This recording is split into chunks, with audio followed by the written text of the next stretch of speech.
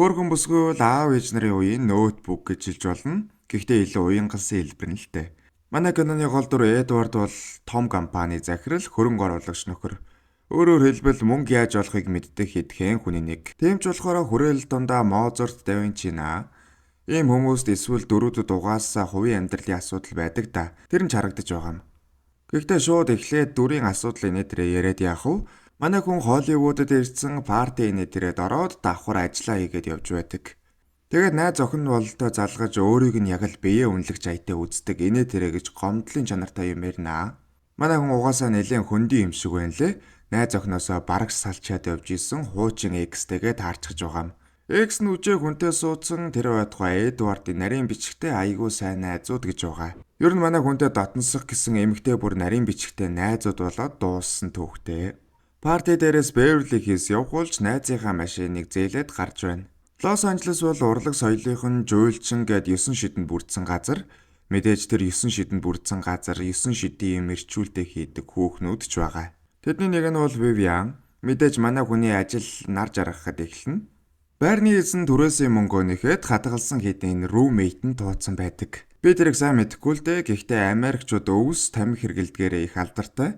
Годомдоо бүр өвсний төлөө бие өнөлдөг хүмүүс ч байсан байгаа. Тэгэж яваад зарим нь амиа алдснаар гардаг. Vivian-ы найз яг амар өвсөнд донтоогүй ч хуссан мөнгөөрөө аль хэдийн өвс авцсан байна. Манай Vivian бас ч яг замаа алдсан эмэгтэй биш юм шиг байгаа амьдралдаа илүү анхаарал тавьж байгаагаар гардаг. За тэгээд гудамд гараад яах вэ ийх үү гэж хэлсэн нэг мөнгөтэй бололтой ир урд зогсчихлоо. Боломжийг ашиглаад очиж байгаа юм л да. Тэр мөнгөтэй иргэд байгаа нь манай төөрсөн Эдвард байх бөгөөд хөөрхийн машинаа арайж учрыг нь олохгүй зогсож байгаа юм. Давхар Beverly Hills яаж очихоо мэдэхгүй Vivian-аас асуунаа. Тэгсэн Vivian $5 өгчих заагаад өгье л гэж байна. Эдвард Beverly Hills орох гээд байгаа шалтгаан нь захиалсан буудлаа л олох гээд байгаа юм байна лээ. Замд манай Vivian-ы ажлын талаар асууж гарнаа. Vivian ч жоохон давс хужир нэмээд нэлээд өндөр үйлчлэгээ үзүүлдэг гэд хэлчихлээ. Нэг юм буудлаа олж энэ хоёр манд зам салах болсон Эдвард учиргүй харж шидэд байна. Тэгэж байгаад нэг цагийг хамт өнгөрөөхөөр болчихлоо. Буудалд дандаа томчуул албаны гэмээр хувцалсан хүмүүс байх ба бүгдээрээ л Vivian-д нүд унгаастай. Бүгдээрээ Чика гэдгийг мэдж байгаа болохоор тэрэлтэй. Харин Эдвард нэг юм тоосонгүй. Өрөөндөө орвоогүй юу Vivian маань ажил төрлөө эхлэх гээд хамгаалтаа сонгоно. Тэгсэн Эдвардад зүгээр хамт юм ярьж цагийг өнгөрөөх хүн хэрэгтэй байж л дээ. Нөгөө талаасаа Эдвард ийм бүсгүүтэй өмнө нь учирч байгаагүй болохоор урд өмнөхөөсөө илүү сонирхолтой байгаа бололтой. Яриа цааш үргэлжилсээр Эдвардын өмнө хүнтэй сууж байсан салж нийлсэн түүхийг сонсноо. Vivian харин нэг л цагандаа баригдсан гэмээр байд сууж чаддаггүй. Тэгэхээр манай хүн бүтэн шүнийг хэдээр өнгөрөөх ингээд асуучихлаа. Vivian аман дээр гарч ирснээр 300 гэд хэлчихэн шүү дээ. Ингээд 50 сууж ууж ярьсан шигэ шүнийг өнгөрөөхөр боллоо. Гэтэл 0-д байхад Vivian нэг юм нуугаад байна. Эдвард ч энд хар тамхи хэрэггүйгээд хөөх гэж байсан шүд цэвэрлдэг утсаа нуугаад байж. Ингээд шүн дунд болоход Эдвард ажиллаа хийгээд Vivian хевсэн дээр найрлаж байна. Манай Эдвард ч өөрийгөө амьдралдаа согтсон хүн гэж тодорхойлно шүү дээ. Удалгүй Vivian босоод жоохон халаалт хийж эхэллээ. Үндсэн тоглолт мэдээж гарахгүй.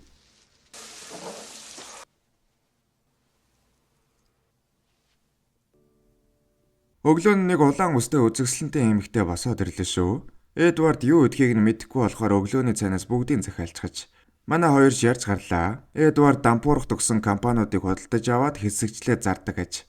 Одоо ганц тэрбумаар нэг компанийг авахар захиж байгааг нь. Энийг нь сонсонгоо Vivian зангидаж өгнө. Хаан сурсан юм гэсэн ахлах сургуульд илтгэгчдийн клубын бүх залуустай унтсан гинэ. Давхар өвөөнд бас зааж өгсөн гэсэн.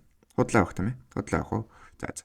Өнөө худалдаж авах компани босстой өнөөдөр уулзах бөгөөд найз нь нэг хүүхэн дагуулад очихно. Уулзалтын хөндөй хүүдэн уур амьсгалыг зөөлөх юм байх. Тэгээ таньдаг хүүхнийхээ дугаарыг өгье нэ тэрэг нэ. Манай хүнд дагуулад явах бүсгүй би шүү дээ.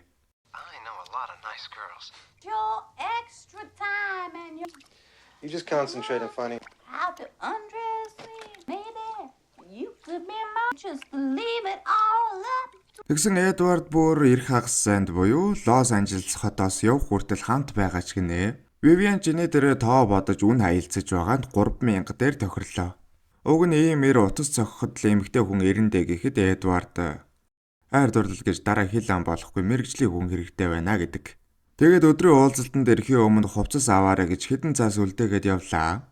Би 2,000-аар үлдгэл байсан. Би 4,000-ыг ч төлөөд чамайг үлдээх байсан.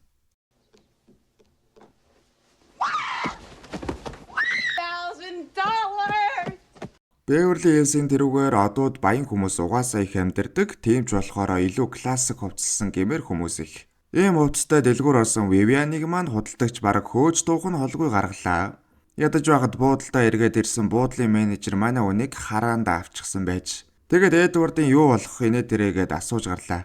Манай Эдвард хүндтэй зочин болохоор олонний амийг хаах гэж Vivian-ыг Эдвардын үеэл гэж хэрвээ хүн асуух юм бэл хэлээрэ гэж загтаг. Менежер гэхдээ бас тийм ч муу хүн биш бөгөөд хувцас авах гэж яваад юу болсон сонсоод Vivian-д маань туслахаар болдог. She's the niece of a women's clothing. Ингээд манай хүн орой хоолнд өмсөх сайхан дайшин завнаа. Гэхдээ одоо дахиад нэг асуудал байгаа гэж. Үзэгдэл солигдож менежер өндөр зэрэглэлийн ресторанд хэрхэн биеэ зөв авч явахыг зааж байна. Наад захын сэрээ халбагны хэрэглэлээс эхлээд л. Харин Эдвард усан онгоц үйлдвэрлэдэг Morse гэх компанийг авах гэж байгаа гэж. Гэсэн ч томоохон хөрөнгө оруулалт Morse руу орж ирэхээр болжээ. Энгүүл дампуурга төгсөн компанийг Эдвард авч чадахгүй болно. Дээрээс нь манай хүн эргэн тойрны хүмүүстэй их хүндий хайрцдаг юм байна. Үчин Vivian-ыг ирж авах гэтэл түүнийг нэг л таньсангүй. Тэгсэн Vivian амар даашинцтай цаана техникний сууж байна шүү. Ингээд орой хоол эхлэж компани талаар ярилцаж эхэллээ. Энэ хооронд манай Vivian хоолны учрыг олох гэж их зүдрэгч. Morse-ийн захирал их найрсаг хүн бөгөөд манай Vivian-ыг гадуурхаж шоолсонгүй. Гэхдээ компани талаарх яриа хүндхэн урамсгалтай байна. Учир нь Morse руу орж ирэх гэж байсан хөрөнгө оруулалтыг Эдвард гацаачхаж, ингэснээр Morse-ийн босс компани зархаас өөр аргагүй байдалд орно. Гол асуудал нь компаниг авахтаа биш, харин Morse-ийн боссын насны хөдөлмөрийг машины эд анги шиг салгаад заргахад л байгаа юм л да. Оройн Эдвард бухимдангуй суунаа. Ер нь бол манай хүний ажил яг л бие үнэлэгч шиг хэн нэгнээс мөнгө салах гэж оролддог тийм ажил. Гэсэн ч Эдвард сэтгэл хөдлөл ийм бодлоо ажилтайгаа ерөөсөө хойлдоггүй. Үүнийг сонссон Vivian би ч гэсэн ажлаа робот шиг хийдэг. Хинтэй ч үнсэлцдэггүй. Нийгмийн доод давхаргад байж сэтгэл хөдлөлөөр яах юм блэ? Гинэ.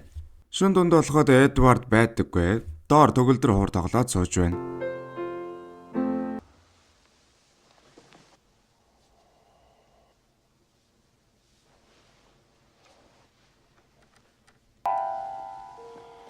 Маргааш нь Vivian-д хувцас авахаар хотын хамаг том дэлгүүрээр хэлсэн. Well, I saddled up my shoes, headed out at dawn. Yeah, I saddled up my shoes. Vivian чигтэйхэн хувцаслаж замдаа таарсан өнөө хөөж туусан дэлгүүрээр ороод хүн шүүх яах вэ? Усаал шүүж уу гिचгээд гардаг. Маргааш ажил хэргийн зорилгоор морин тойруулга явнаа. Тэнцээ Эдвардын халзан найз эхнэр нэгэд олон хүнтэй танилцсан. Өнгөн дээрээ бүгдээрээ Эдвардыг нүдний цэцгийн шиг хайрлагч нэг л хуурмаг аж. Тэнд бас Morse-ийн боссын хүү явнаа. Vivian-ыг дагуулж морин тойруулга үзүүлэх гээд яваад өглөө. Энэ үед Эдвардын халзан найз Vivian-ыг Morse-ийн тагнуулгээд ярьж өглөө. Эдвард ч тулгамдсандаа түүнийг бие үнэлэгч гэдгийг хэлж эхлэв. Сая л нэг юм халзаадаа таймширч Vivian дээр очингуудаа Эдвард чиний талаар хэлсэн. Цаадахыг чинь боцохоор хоёулаа уулзъя гэж байна шүү. Хэдий Vivian бие үнэлэгч хэдий ч хин ч өмнө нь ингэж дорд үзэж байгаагүй аж. Ингээд манай хоёр маргалджээ. Vivian ч угаасаа намайг бие үнэлэгч гэж зарлах юм бол ингэж гойж гоотоод яах юм гинэ. Эдвард ч өдөр Morse-ийн боссын хүүдээ Vivian-ыг байхыг хараад дургуун хүрээд хэлчихжээ. Vivian явах дээрээ туулж мөнгөө гэж Эдвардаас нэхэгч цагаа тулсан мөнгө авахгүй гараад явж байна. Араас нь Эдвард гараад уучлалгүйч нэг юм маргаан намжлаа. Нэгэндээ дасаад байгаа бол тоо шүү. Эдвард нэлээд өөрчлөгдөжээ. Хийдэг ажил нь ч удахгүй санагдаж, машины эд анги салгаж зардаг шиг л компанийг зардаг. Бид юу ч хийж бүтээдэггүй гэж хүртэл найзтай гомдолноо. Нөгөө талд Vivian-тай болцож манай хүнд дөөрч үзүүллээ. Vivian ч учиргүй сэтгэл нь хөдөлсөн харагдаж байна. Өдөр шөнөгүй ажиллаа хийдэг хүн ажлаасаа чөлөөж авч Vivian-тай хамт зугааллаа. Ингээд тэдний хамт байх сүүлийн өдөр ирлээ. Маргааш нь манай Эдвард Нью-Йорк руу буцахаж тэр Лос Анжелест Vivian-д байр авч өгч машин тэргийн зохицуулж өгье гинэ. Хааныг Нью-Йоркоос буцаж ирэхдээ Vivian-тай уулзах бололтой. Энэ нь манай Vivian-ыг улам бие үнэлэгч гэдгийг сануулнаа. Яг угаасаа бие үнэлэгчтэй. Гэсэн хэдий ч Vivian бас тийм ч замаа алдсан нэг юм биш. Харин ч ухаантай сайхан бүсгүй гэдгийг нь бид нар харсан. Гэхдээ хин ч ийм замаар орно гэж өөрийгөө бодохгүй.